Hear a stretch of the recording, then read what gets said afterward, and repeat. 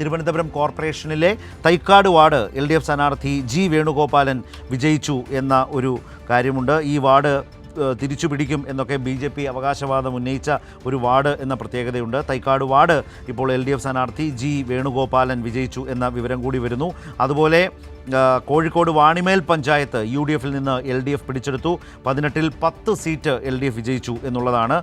അതുപോലെ വട്ടിയൂർക്കാവ് ഭാഗത്ത് BJPക്ക് മുന്നേറ്റം ഉണ്ടാക്കാൻ കഴിഞ്ഞിരിക്കുന്നു എന്ന വിവരമാണ്. നേരത്തെ നിർഭൻ അത് സൂചിപ്പിച്ചു. അവിടുത്തെ പല വാർഡുകളും LDFിന് നഷ്ടമായി എന്ന വിവരം കൂടിയുണ്ട്. LDFിന് തിരിച്ചടിയായത് അതൊരു മറ്റൊരു ഘടകം തന്നെയാണ്. ഇപ്പോഴത്തെ വിവരമനുസരിച്ച് LDF തിരുവനന്തപുരം കോർപ്പറേഷനിൽ 19 ലീഡ് ചെയ്യുന്നു, അല്ലെങ്കിൽ 31 NDA ലീഡ് ചെയ്യുന്നു എന്നുള്ളതാണ്. 14 UDF എന്നുള്ളതാണ്.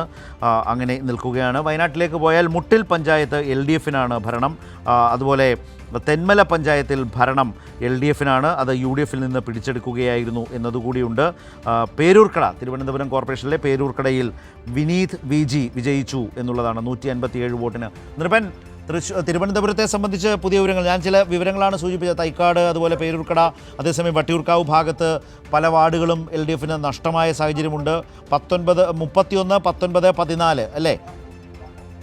അവസാനത്തെ വിവരങ്ങൾ കക്ഷിനില പരിശോധിക്കുകയാണെങ്കിൽ LDF 19, NDA 31, UDF 14, ഒരു സ്വതന്ത്രനടക്കം ഒരു സ്വതന്ത്രം ഒരാളാണ് വിജയിച്ചത്. അങ്ങനെ ആകെ സീറ്റിന്റെ നില ഇപ്പോൾ അവസാനത്തെ അപ്ഡേഷൻ വന്നിട്ടുണ്ട്.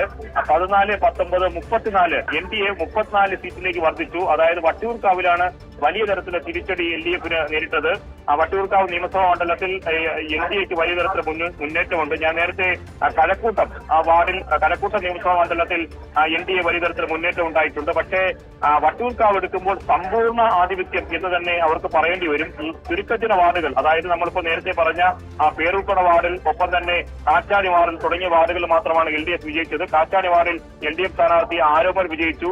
പേരൂർക്കട വാർഡിൽ LDF സ്ഥാനാർത്ഥി വിനീത് VG വിജയിച്ചിട്ടുണ്ട്. 157 വോട്ടിനാണ് വിജയിച്ചത്. തൈക്കാട് വാർഡ് BJP സ്ഥാനാർത്ഥി ഒരാളെ രംഗത്തിറക്കി LDFിന് വലിയ തരത്തിലുള്ള തിരിച്ചടി നേരിടും എന്ന തരത്തിലുള്ള വലിയ വിലയിരുത്തലുണ്ടായിരുന്നു. പക്ഷേ G വേണുഗോപാലൻ അവിടെ തൈക്കാട് വാർഡിൽ LDF വിജയിച്ചിരിക്കുന്നു. നിലവിൽ വനിതാ സിറ്റിംഗ് സീറ്റായിരുന്നു, അത് LDF വീണ്ടും നിലനിർത്തിയിരിക്കുന്നു. പക്ഷേ 34ലേക്ക് NDA ഉയരുന്നു എന്നതാണ്. കഴിഞ്ഞ തവണത്തെ നിലവിലുണ്ടായിരുന്ന സിറ്റിംഗ് സീറ്റ് ഇതിലേക്ക് 34ലേക്ക് ഇപ്പോൾ തന്നെ NDA എത്തിയിരിക്കുന്നു എന്നതാണ്.